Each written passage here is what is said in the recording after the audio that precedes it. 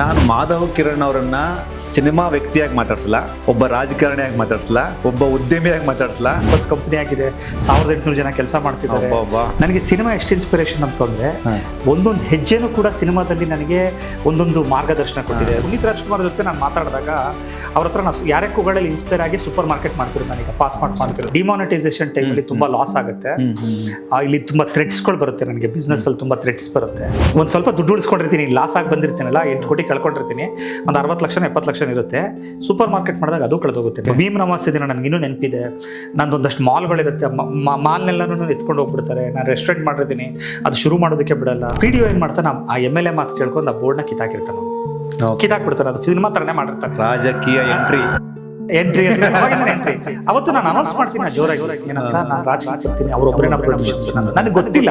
ನಾನು ಅನ್ಕೊಂಡಿದ್ದು ನಾನು ಎಷ್ಟೇ ದುಡಿದ್ರು ಇಲ್ಲಿ ಪವರ್ ಇಲ್ಲ ಅಂತ ಹೇಳ್ತು ಅಂದ್ರೆ, ಅನ್ಎಜುಕೇಟೆಡ್ಸ್ ಪವರ್ ಅಲ್ಲಿ ಕೂತಿದ್ರೆ ಇದೇನಾಗುತ್ತೆ ಅಂತ ಹೇಳಿದ್ರೆ ಸಿಸ್ಟಮ್ ಹಾಳಾಗುತ್ತೆ. ವೋಟ್ ಹಾಕ್ತಾ ಇರೋರು ಎಷ್ಟು ಅಂತ ನೋಡಿದಾಗ 1,32,00,000 ಜನ ವೋಟ್ ಹಾಕಿರಲ್ಲ. ಅಂದ್ರೆ ವೋಟ್ ಹಾಕ್ತಿರೋರು ಮನಸ್ಸು ಮಾಡ್ತು ನಾವು ಸರ್ಕಾರನೇ ರಚಿಸಬಹುದು. ಡೆಫಿನೆಟ್ಲಿ. ಈಗ ನಾನು ಕೆಲಸ ಮಾಡ್ಬೇಕಾಗಿರೋದು ಯಾರಿಗೆ? ವೋಟ್ ಹಾಕೋರ್ಗಲ್ಲ, ವೋಟ್ ಹಾಕದೇ ಇರೋರಿಗೆ. ವೋಟ್ ಹಾಕ್ತಿರೋ ಕಾರಣ ಏನು? ಬದಲಾವಣೆ ಬಯಸ್ತಾ ಇದ್ದಾರೆ, ಎಂಪ್ಲಾಯ್ಮೆಂಟ್ ಬಯಸ್ತಾ ಇದ್ದಾರೆ, ಹಾಸ್ಪಿಟಲ್ ಬಯಸ್ತಾ ಇದ್ದಾರೆ, ಎಜುಕೇಶನ್ ಕರೆಕ್ಟಾಗಿ ಬಯಸ್ತಾ ಇದ್ದಾರೆ. ಇದನ್ನೆಲ್ಲ ನಾವು ಕೊಡೋಣ. ಈಗ ಈ ಸೂಪರ್ ಮಾರ್ಕೆಟ್ 850 ಸೂಪರ್ ಮಾರ್ಕೆಟ್ ಇಂದ ಒಂದು ದಿನಕ್ಕೆ 92 ಕೋಟಿ ರೂಪಾಯಿ ರೆವಿನ್ಯೂ ಬರೋ ಹಾಗೆ ಮಾಡ್ಕೊಡ್ತಾ ಇದ್ದೀನಿ ನಾನು. ಫೌಂಡೇಶನ್ ಕೆಲಸಗಳು. ಪೊಲಿಟಿಕ್ಸ್ ಪಾರ್ಟಿ, ಈಗ ಪೊಲಿಟಿಕಲ್ ಪಾರ್ಟಿ ನಾನು ನ್ಯಾಷನಲ್ ಪಾರ್ಟಿ ಮಾಡ್ತೀನಿ. ನಮ್ಗಿನ್ನೂ ಸ್ವಾತಂತ್ರ್ಯ ಬಂದಿಲ್ಲ. ಬ್ರಿಟಿಷರು ನಮ್ಮ ಹತ್ರ 1 ಟ್ಯಾಕ್ಸ್ ತಗತ್ತಿದ್ರು, ಒಂದೇ 1 ಟ್ಯಾಕ್ಸ್. ಚಾವಟಿ ನೋಡಿದ್ದು, ನೀನ್ ಬೆಳೆದಂತ ಬೆಳೆಗೆ ಟ್ಯಾಕ್ಸ್, ನೀನ್ ಬೆಳಿತಿಲ್ಲ ಅಂದ್ರೆ ಟ್ಯಾಕ್ಸ್ ಇಲ್ಲ.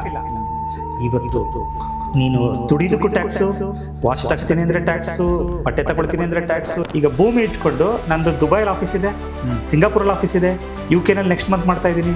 ನನ್ನ ಉದ್ದೇಶ ಏನಂತಂದ್ರೆ ಎಲ್ಲ ಕಡೆ ಆಫೀಸ್ಗೂ ಆ ದೇಶದವರಿಗೆ ನಮ್ಮ ದೇಶದಲ್ಲಿ ಬೆಳೆದು ಅಲ್ಲೂ ಕೊಟ್ಟು ಅವ್ರ ಕರೆನ್ಸಿ ನಮ್ಮ ದೇಶಕ್ಕೆ ತರ್ತೀನಿ. 2047ಕ್ಕೆ ನಂಬರ್ 1 ಎಕನಾಮಿ ಆಗಿರಬೇಕು ಅನ್ನೋದು ನನ್ನ ಗುರಿ ಸರ್. 1963 ಸಿಂಗಾಪುರ್ ಅನ್ನುವಂಥದ್ದು ಒಂದು ಸ್ಲಮ್. ನಂತರ ಒಬ್ಬ ಪೊಲಿಟಿಷಿಯನ್ ಬರ್ತಾನೆ, ಇಡೀ ಸಿಂಗಾಪುರ್ನ ನಂಬರ್ 1 ಎಕಾನಮಿ ಮಾಡ್ತಾನೆ. ಇವತ್ತು ನಾವು ಅದನ್ನೇ ಮಾಡ್ತಿದ್ದೀವಿ, ಅದಕ್ಕಿಂತ ದೊಡ್ಡ ಮಟ್ಟದ ಎಕಾನಮಿ ಮಾಡ್ತೀವಿ. $1 ಟ್ರಿಲಿಯನ್ ಅಂತೆಲ್ಲ ಹೇಳ್ತಾರಲ್ಲ, ಅದಲ್ಲ, ಅದಕ್ಕೂ ಮೇಲ್ಗಡೆ ಇನ್ನೊಂದು ನೇಮ್ ಕೊಡ್ಬೇಕು ಅವರು.